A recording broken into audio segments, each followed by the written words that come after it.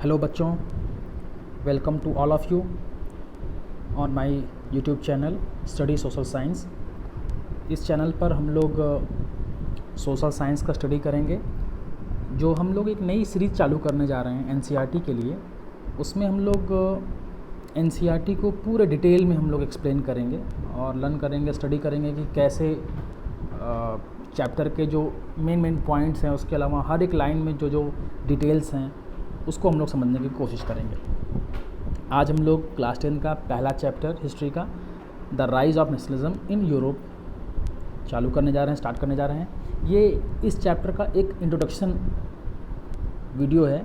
इसमें मैं केवल आपको ये बताऊंगा कि इस चैप्टर में हम लोग को पढ़ना क्या है, नेशनलिज्म क्या होता है, क्योंकि इस पूरे चैप्टर में जो भी हम लोग इस 15-20 पेज का जो हम लोग चैप्टर पढ़ने वाले हैं उसमें मेनली जो है वो नेशनलिज्म है। तो नेशनलिज्म होता क्या है, इसको कैसे हम लोग डिफ़ाइन कर सकते हैं, जिससे कि जब हम लोग इस चैप्टर को पढ़ना शुरू करें तो हम लोगों को इस चैप्टर को समझने में कोई प्रॉब्लम ना आए। यदि आप लोगों को इस वीडियो को देखने के बाद आपको ये चैप्टर अच्छा लगे या फिर आप लोगों का इस सब्जेक्ट में आपका मन लग जाए, तो मुझे लगेगा कि मेरी जो मेहनत है वो सफल हुई है।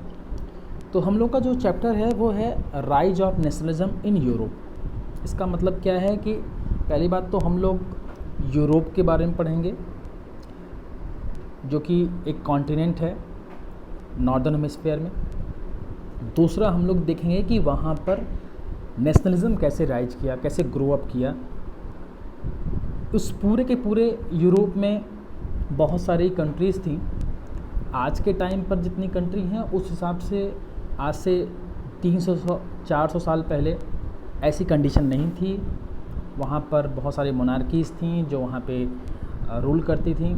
अलग अलग जगह पर अलग अलग लेवल पे काम वहाँ हुआ करता था, जिसको हम लोग फ्यूडलिज़म कहते हैं।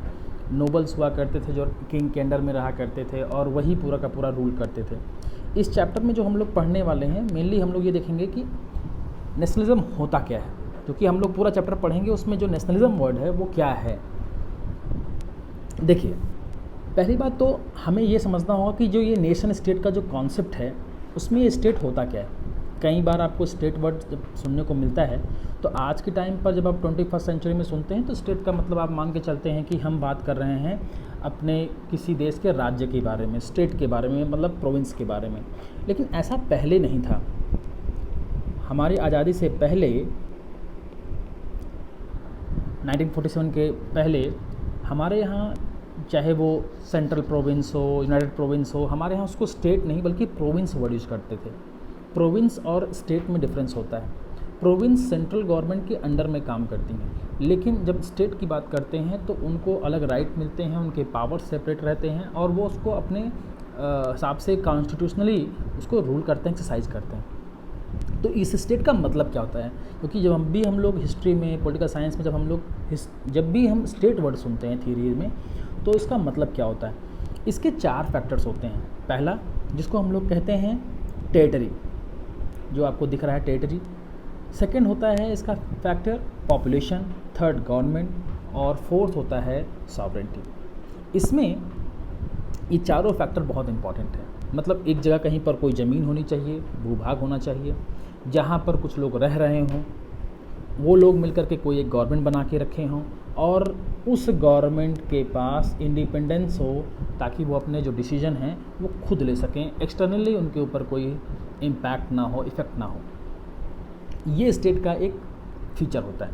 तो इसका मतलब क्या हुआ कि सर इनमें से यदि कोई एक नहीं रहेगा तो हम ये मान के चलेंगे कि वो स्टेट नहीं है। जैसे कोई आइलैंड है, वहाँ पे कोई नहीं रहता, पॉपुलेशन ही नहीं है। जब पॉपुलेशन ही नहीं है तो वहाँ पे गवर्नमेंट भी नहीं बनेगी, वहाँ सॉवरेंटी भी नहीं होगी, इसका मतलब वो स्टेट नहीं है।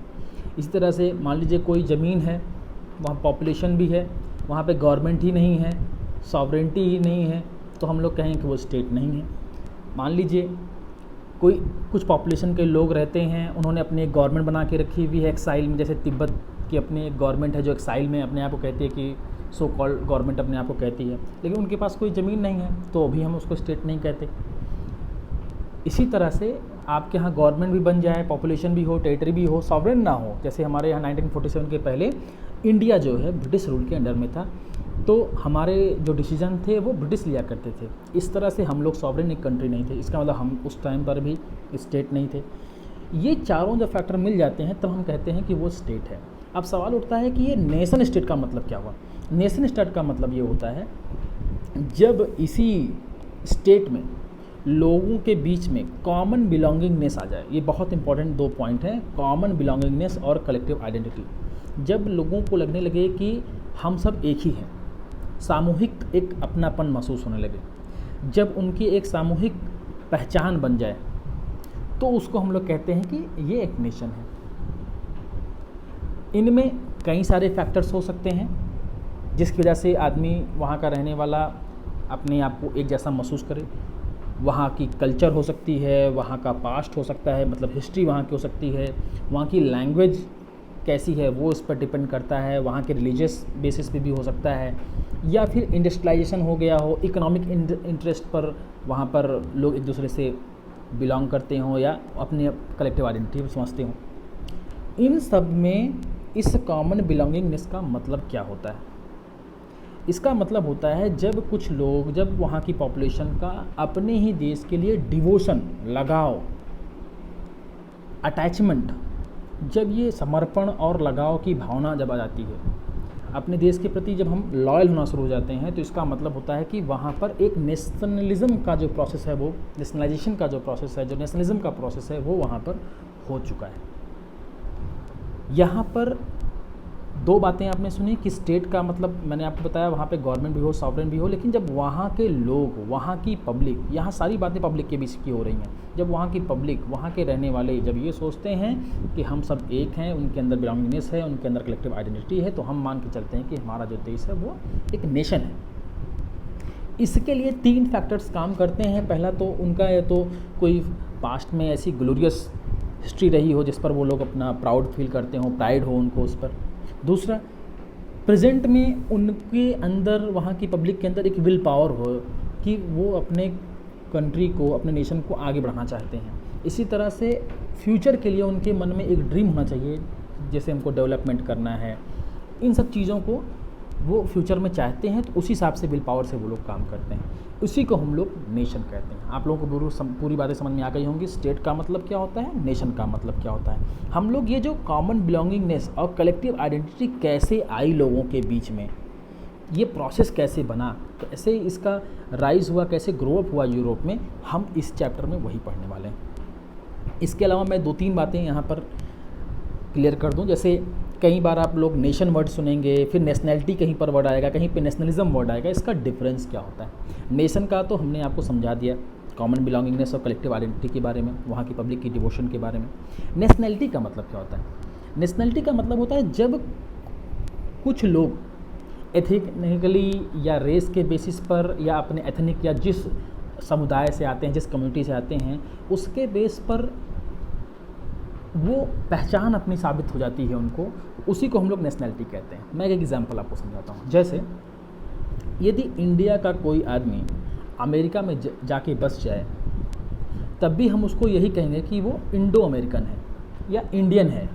अमेरिका में भी हम लोग उसको बोलते हैं कि ये इंडियन है। इसी तरह से अफ्रीकन लोगों के लिए हम लोग वर्ड यूज़ करते हैं कि अफ्रीकन अमेरिकन है, वहाँ अफ्रीका का ही है लेकिन अमेरिका में जाके बस गया है। यूरोप में भी वही हम लोग बोलते हैं। इसका मतलब हुआ जो आपकी एथनिसिटी है, जो आपका जिस कम्युनिटी से बिलोंग करते हैं, जिस जगह से बिलोंग करते हैं, वो आपसे अलग नहीं हो पाई है, भले ही आप वहाँ के सिटीजन बन जाएँ। नेशनैलिटी और सिटीजनशिप में यही डिफरेंस होता है। सिटीजनशिप एक लीगल प्रोसेस है जिसमें हम लोगों को किसी देश का नागरिकता मिल जाती है, हम लोग कहते हैं कि हम वहाँ के नागरिक हैं। लेकिन जब हम नेशनैलिटी की बात करते हैं तो इसका मतलब ये होता है कि आपकी एथनिसिटी क्या है, ये कभी आप अलग नहीं कर सकते। सिटीजनशिप तो आप छोड़ भी सकते हैं, आप दूसरे देश में जाके बस सकते हैं, लेकिन नेशनैलिटी आपकी नहीं ख़त्म होगी, वो एक बार आने के बाद हमेशा आपके साथ लगी रहती है, जबकि सिटीजनशिप में ऐसा नहीं होता है। और सबसे लास्ट में जो नेशनलिज्म है, ये जो पूरा का पूरा विचार है, नेशन बनाने का जो विचार है, नेशन को तैयार करने का, बिल्डअप करने का, ग्रो अप करने का जो ये पूरा का पूरा थॉट है, उसी को हम लोग नेशनलिज्म कहते हैं। ये जो आइडियोलॉजी है जिस पर हमें काम करना होता है कि कैसे हम एक दूसरे को कैसे एक बना करके एक नेशन हम बनाएं, उस स्टेट को एक नेशन बना दें। ये जितने भी आपको वर्ड मिलेंगे वो इसी नेशन स्टेट का इसमें हम लोग को सपोर्ट करने को मिलेगा। लास्ट में मैं आपसे यहाँ पर कुछ बातें और डिस्कस करूँगा।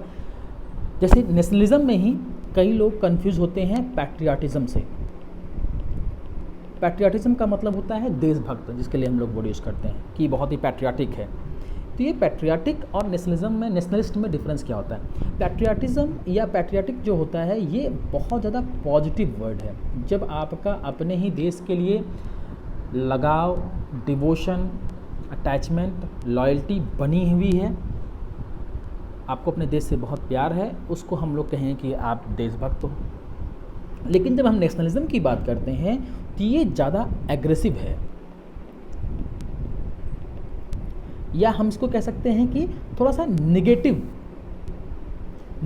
फॉर्म में है। निगेटिव फॉर्म का मतलब ये हुआ कि इसके नेशनलिज्म के कारण आप किसी दूसरे देश के ऊपर अटैक भी कर सकते हैं, झगड़ा कर सकते हैं, बहस कर सकते हैं। पैट्रियाटिक में ऐसा नहीं होता। आप किसी देश को प्यार करते हैं, अपने देश से प्यार करते हैं, अपने देश के लिए भला चाहेंगे, ये पॉजिटिव रोल में हम लोग देखते हैं। जबकि नेशनलिज्म में हम लोग इसको देखते हैं कि कैसे हम अपने देश को और एग्रेसिवली, कैसे हम यदि लड़ने की बारी आ जाएगी तो हम लोग कैसे उसको सोचेंगे कि कैसे उनको हरा दें, सामने वाले को वो कर दें, हमारा देश सबसे बेस्ट है, इस तरह के थॉट आना शुरू करते हैं। तो नेशनलिस्ट का मतलब होता है जब हम लोग ज़्यादा एग्रेसिव, हम इसको डिवोशन अटैचमेंट आपका होता है। ये पूरा का पूरा जो हम लोगों ने भी पढ़ा कि कॉमन बिलोंगिंगनेस आती है, ये कनेक्शन के थ्रू आती है। कनेक्शन का मतलब जब आप एक आदमी अपने आप को कनेक्ट करना शुरू कर देता है। ये कनेक्ट कैसे होता है? वहाँ की जो पास्ट होती है, जिसको हम लोग मेमोरीज़ बोल सकते हैं, जो उनका मेमोरीज है, जो हिस्ट्री है, जो पास्ट है, उससे उनके बीच में उनके लिए ग्लोरी होता है। कम्युनिकेशन के जरिए का मतलब वो जैसे उस देश का जो लिटरेचर है, लैंग्वेज है, वो उसको कनेक्ट करता है एक दूसरे को। इसी तरह से जो उनका बिहेवियर है, उनका पूजा पाठ करने का तरीका कैसा है, धर्म का तरीका कैसा है, वो इनको डिसाइड करता है। और वहाँ की लाइफ कैसी है, डेली रूटीन कैसा है, कल्चर उनकी कैसे है, ये भी डिसाइड करता है। ये सारी चीज़ें मिल करके एक आदमी के अंदर, पब्लिक के बीच में एक कॉमन बिलोंगिंगनेस जो है वो ग्रो अप करती है। इसी से आगे चल करके एक नेशन जो बिल्डिंग का वर्क होता है वो कंप्लीट होता है। हम लोग इस चैप्टर में इसी नेशन बिल्डिंग का जो प्रोसेस यूरोप में हुआ है उसको हम पढ़ेंगे। इस चैप्टर में हम लोग सबसे पहले फ्रांस के बारे में थोड़ा सा देखेंगे। फ्रांस के बाद हम लोगों का थोड़ा सा एक इसमें मैटर जो है ग्रीस का भी रहेगा, वो हम लोग देखेंगे कि ग्रीस कैसे वहाँ पे नेशनलिस्ट प्रोसेस हुआ। फिर हम लोग इटली और जर्मनी का देखेंगे कि कैसे वहाँ पर यूनिफिकेशन हुआ।